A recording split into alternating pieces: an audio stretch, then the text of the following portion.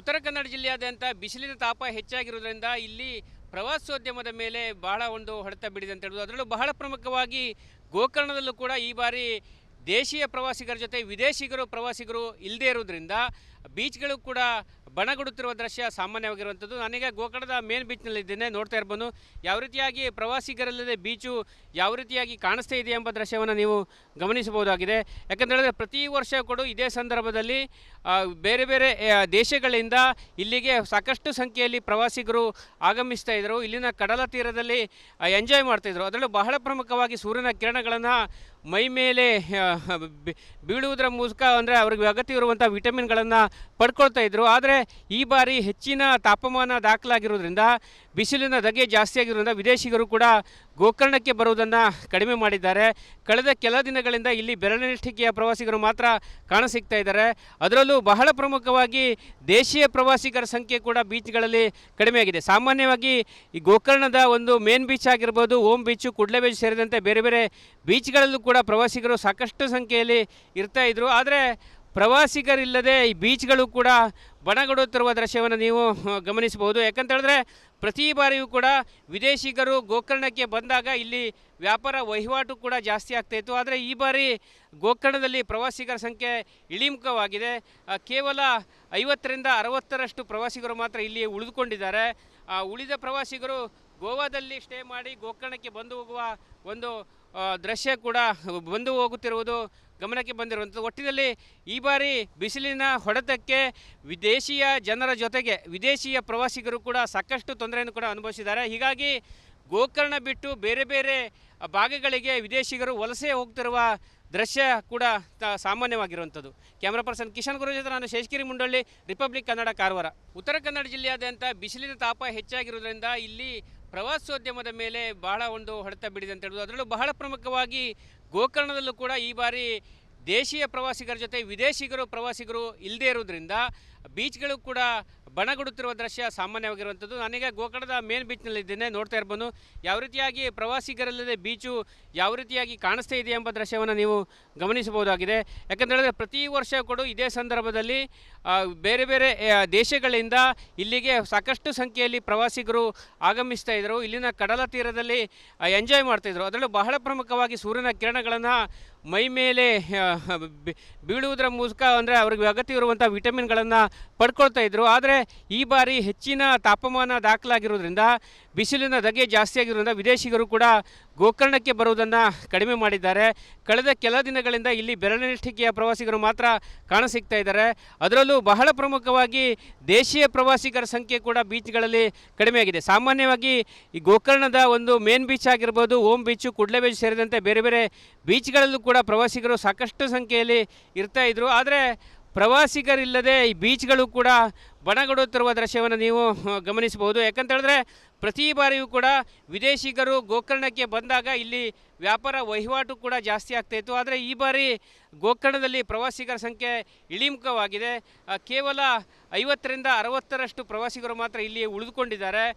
ಉಳಿದ ಪ್ರವಾಸಿಗರು ಗೋವಾದಲ್ಲಿ ಸ್ಟೇ ಮಾಡಿ ಗೋಕರ್ಣಕ್ಕೆ ಬಂದು ಹೋಗುವ ಒಂದು ದೃಶ್ಯ ಕೂಡ ಬಂದು ಹೋಗುತ್ತಿರುವುದು ಗಮನಕ್ಕೆ ಬಂದಿರುವಂಥದ್ದು. ಒಟ್ಟಿನಲ್ಲಿ ಈ ಬಾರಿ ಬಿಸಿಲಿನ ಹೊಡೆತಕ್ಕೆ ವಿದೇಶಿಯ ಜನರ ಜೊತೆಗೆ ವಿದೇಶಿಯ ಪ್ರವಾಸಿಗರು ಕೂಡ ಸಾಕಷ್ಟು ತೊಂದರೆಯನ್ನು ಕೂಡ ಅನುಭವಿಸಿದ್ದಾರೆ. ಹೀಗಾಗಿ ಗೋಕರ್ಣ ಬಿಟ್ಟು ಬೇರೆ ಬೇರೆ ಭಾಗಗಳಿಗೆ ವಿದೇಶಿಗರು ವಲಸೆ ಹೋಗ್ತಿರುವ ದೃಶ್ಯ ಕೂಡ ಸಾಮಾನ್ಯವಾಗಿರುವಂಥದ್ದು. ಕ್ಯಾಮ್ರಾ ಪರ್ಸನ್ ಕಿಶನ್ ಗುರು ಜೊತೆ ನಾನು ಶೇಷಗಿರಿ ಮುಂಡಳ್ಳಿ, ರಿಪಬ್ಲಿಕ್ ಕನ್ನಡ, ಕಾರವಾರ. ಉತ್ತರ ಕನ್ನಡ ಜಿಲ್ಲೆಯಾದ್ಯಂತ ಬಿಸಿಲಿನ ತಾಪ ಹೆಚ್ಚಾಗಿರುವುದರಿಂದ ಇಲ್ಲಿ ಪ್ರವಾಸೋದ್ಯಮದ ಮೇಲೆ ಬಹಳ ಒಂದು ಹೊಡೆತ ಬಿಡಿದೆ ಅಂತ ಹೇಳಬಹುದು. ಅದರಲ್ಲೂ ಬಹಳ ಪ್ರಮುಖವಾಗಿ ಗೋಕರ್ಣದಲ್ಲೂ ಕೂಡ ಈ ಬಾರಿ ದೇಶೀಯ ಪ್ರವಾಸಿಗರ ಜೊತೆ ವಿದೇಶಿಗರು ಪ್ರವಾಸಿಗರು ಇಲ್ಲದೇ ಇರುವುದರಿಂದ ಬೀಚ್ಗಳು ಕೂಡ ಬಣಗುಡುತ್ತಿರುವ ದೃಶ್ಯ ಸಾಮಾನ್ಯವಾಗಿರುವಂಥದ್ದು. ನಾನೀಗ ಗೋಕರ್ಣದ ಮೇನ್ ಬೀಚ್ನಲ್ಲಿದ್ದೇನೆ. ನೋಡ್ತಾ ಇರ್ಬೋದು ಯಾವ ರೀತಿಯಾಗಿ ಪ್ರವಾಸಿಗರಲ್ಲದೆ ಬೀಚು ಯಾವ ರೀತಿಯಾಗಿ ಕಾಣಿಸ್ತಾ ಇದೆ ಎಂಬ ದೃಶ್ಯವನ್ನು ನೀವು ಗಮನಿಸಬಹುದಾಗಿದೆ.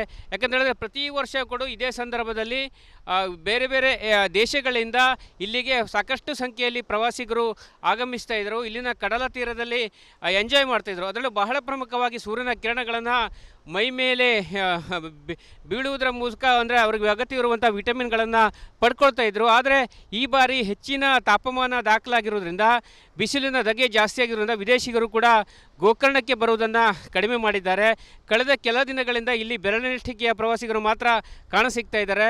ಅದರಲ್ಲೂ ಬಹಳ ಪ್ರಮುಖವಾಗಿ ದೇಶೀಯ ಪ್ರವಾಸಿಗರ ಸಂಖ್ಯೆ ಕೂಡ ಬೀಚ್ಗಳಲ್ಲಿ ಕಡಿಮೆಯಾಗಿದೆ. ಸಾಮಾನ್ಯವಾಗಿ ಈ ಗೋಕರ್ಣದ ಒಂದು ಮೇನ್ ಬೀಚ್ ಆಗಿರ್ಬೋದು, ಓಮ್ ಬೀಚು, ಕುಡ್ಲೆ ಬೀಚ್ ಸೇರಿದಂತೆ ಬೇರೆ ಬೇರೆ ಬೀಚ್ಗಳಲ್ಲೂ ಕೂಡ ಪ್ರವಾಸಿಗರು ಸಾಕಷ್ಟು ಸಂಖ್ಯೆಯಲ್ಲಿ ಇರ್ತಾ ಇದ್ರು. ಆದರೆ ಪ್ರವಾಸಿಗರಿಲ್ಲದೆ ಈ ಬೀಚ್ಗಳು ಕೂಡ ಬಣಗುಡುತ್ತಿರುವ ದೃಶ್ಯವನ್ನು ನೀವು ಗಮನಿಸಬಹುದು. ಯಾಕಂತ ಹೇಳಿದ್ರೆ ಪ್ರತಿ ಬಾರಿಯೂ ಕೂಡ ವಿದೇಶಿಗರು ಗೋಕರ್ಣಕ್ಕೆ ಬಂದಾಗ ಇಲ್ಲಿ ವ್ಯಾಪಾರ ವಹಿವಾಟು ಕೂಡ ಜಾಸ್ತಿ ಆಗ್ತಾಯಿತ್ತು. ಆದರೆ ಈ ಬಾರಿ ಗೋಕರ್ಣದಲ್ಲಿ ಪ್ರವಾಸಿಗರ ಸಂಖ್ಯೆ ಇಳಿಮುಖವಾಗಿದೆ.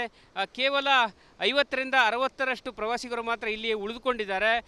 ಉಳಿದ ಪ್ರವಾಸಿಗರು ಗೋವಾದಲ್ಲಿ ಸ್ಟೇ ಮಾಡಿ ಗೋಕರ್ಣಕ್ಕೆ ಬಂದು ಹೋಗುವ ಒಂದು ದೃಶ್ಯ ಕೂಡ ಬಂದು ಹೋಗುತ್ತಿರುವುದು ಗಮನಕ್ಕೆ ಬಂದಿರುವಂಥದ್ದು. ಒಟ್ಟಿನಲ್ಲಿ ಈ ಬಾರಿ ಬಿಸಿಲಿನ ಹೊಡೆತಕ್ಕೆ ವಿದೇಶಿಯ ಜನರ ಜೊತೆಗೆ ವಿದೇಶಿಯ ಪ್ರವಾಸಿಗರು ಕೂಡ ಸಾಕಷ್ಟು ತೊಂದರೆಯನ್ನು ಕೂಡ ಅನುಭವಿಸಿದ್ದಾರೆ. ಹೀಗಾಗಿ ಗೋಕರ್ಣ ಬಿಟ್ಟು ಬೇರೆ ಬೇರೆ ಭಾಗಗಳಿಗೆ ವಿದೇಶಿಗರು ವಲಸೆ ಹೋಗ್ತಿರುವ ದೃಶ್ಯ ಕೂಡ ಸಾಮಾನ್ಯವಾಗಿರುವಂಥದ್ದು.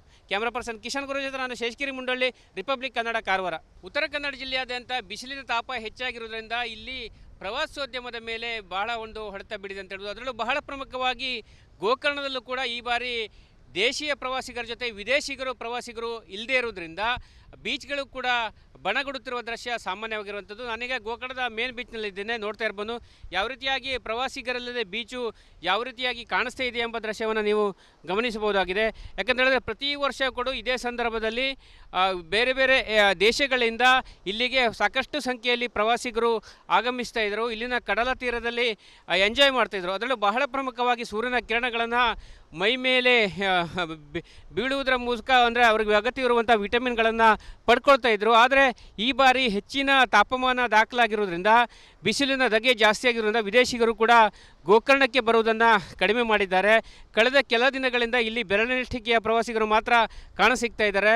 ಅದರಲ್ಲೂ ಬಹಳ ಪ್ರಮುಖವಾಗಿ ದೇಶೀಯ ಪ್ರವಾಸಿಗರ ಸಂಖ್ಯೆ ಕೂಡ ಬೀಚ್ಗಳಲ್ಲಿ ಕಡಿಮೆಯಾಗಿದೆ. ಸಾಮಾನ್ಯವಾಗಿ ಈ ಗೋಕರ್ಣದ ಒಂದು ಮೇನ್ ಬೀಚ್ ಆಗಿರ್ಬೋದು, ಓಮ್ ಬೀಚು, ಕುಡ್ಲೆ ಬೀಚ್ ಸೇರಿದಂತೆ ಬೇರೆ ಬೇರೆ ಬೀಚ್ಗಳಲ್ಲೂ ಕೂಡ ಪ್ರವಾಸಿಗರು ಸಾಕಷ್ಟು ಸಂಖ್ಯೆಯಲ್ಲಿ ಇರ್ತಾ ಇದ್ರು. ಆದರೆ ಪ್ರವಾಸಿಗರಿಲ್ಲದೆ ಈ ಬೀಚ್ಗಳು ಕೂಡ ಬಣಗುಡುತ್ತಿರುವ ದೃಶ್ಯವನ್ನು ನೀವು ಗಮನಿಸಬಹುದು. ಯಾಕಂತ ಹೇಳಿದ್ರೆ ಪ್ರತಿ ಬಾರಿಯೂ ಕೂಡ ವಿದೇಶಿಗರು ಗೋಕರ್ಣಕ್ಕೆ ಬಂದಾಗ ಇಲ್ಲಿ ವ್ಯಾಪಾರ ವಹಿವಾಟು ಕೂಡ ಜಾಸ್ತಿ ಆಗ್ತಾಯಿತ್ತು. ಆದರೆ ಈ ಬಾರಿ ಗೋಕರ್ಣದಲ್ಲಿ ಪ್ರವಾಸಿಗರ ಸಂಖ್ಯೆ ಇಳಿಮುಖವಾಗಿದೆ. ಕೇವಲ 50ರಿಂದ 60ರಷ್ಟು ಪ್ರವಾಸಿಗರು ಮಾತ್ರ ಇಲ್ಲಿ ಉಳಿದುಕೊಂಡಿದ್ದಾರೆ. ಉಳಿದ ಪ್ರವಾಸಿಗರು ಗೋವಾದಲ್ಲಿ ಸ್ಟೇ ಮಾಡಿ ಗೋಕರ್ಣಕ್ಕೆ ಬಂದು ಹೋಗುವ ಒಂದು ದೃಶ್ಯ ಕೂಡ ಬಂದು ಹೋಗುತ್ತಿರುವುದು ಗಮನಕ್ಕೆ ಬಂದಿರುವಂಥದ್ದು. ಒಟ್ಟಿನಲ್ಲಿ ಈ ಬಾರಿ ಬಿಸಿಲಿನ ಹೊಡೆತಕ್ಕೆ ವಿದೇಶಿಯ ಜನರ ಜೊತೆಗೆ ವಿದೇಶಿಯ ಪ್ರವಾಸಿಗರು ಕೂಡ ಸಾಕಷ್ಟು ತೊಂದರೆಯನ್ನು ಕೂಡ ಅನುಭವಿಸಿದ್ದಾರೆ. ಹೀಗಾಗಿ ಗೋಕರ್ಣ ಬಿಟ್ಟು ಬೇರೆ ಬೇರೆ ಭಾಗಗಳಿಗೆ ವಿದೇಶಿಗರು ವಲಸೆ ಹೋಗ್ತಿರುವ ದೃಶ್ಯ ಕೂಡ ಸಾಮಾನ್ಯವಾಗಿರುವಂಥದ್ದು. ಕ್ಯಾಮ್ರಾ ಪರ್ಸನ್ ಕಿಶನ್ ಗುರು ಜೊತೆ ನಾನು ಶೇಷಗಿರಿ ಮುಂಡಳ್ಳಿ, ರಿಪಬ್ಲಿಕ್ ಕನ್ನಡ, ಕಾರವಾರ.